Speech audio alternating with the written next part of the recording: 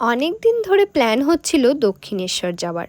তো আজকে সবাই এক জায়গায় হওয়াতে হঠাৎই ঠিক করা হয় দক্ষিণেশ্বর কালী মন্দিরে পুজো দিতে যাওয়া হবে।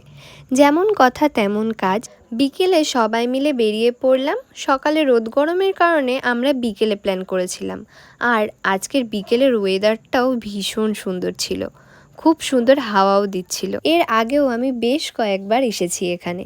পুজো দিলে যেন এক আলাদাই পজিটিভিটি আসে। মন্দিরে ঢোকার আগে ডালা নিয়ে এগিয়ে গেলাম মন্দিরের কাছে।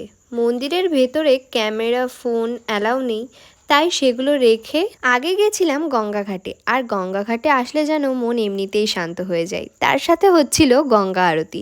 সব মিলিয়ে যেন মনটা আরও ভালো হয়ে গেল। এখানের ভিউটা এতটাই সুন্দর লাগছিল যেন মনে হচ্ছিল বসে তাকিয়েই থাকি। তারপর পুজো দিয়ে বেরিয়ে খেলাম কুলফি। তারপর দমদমে নেমে অন্নপূর্ণা পুজোর ভোগ খেয়ে চলে গেলাম বাড়ির দিকে। বাই।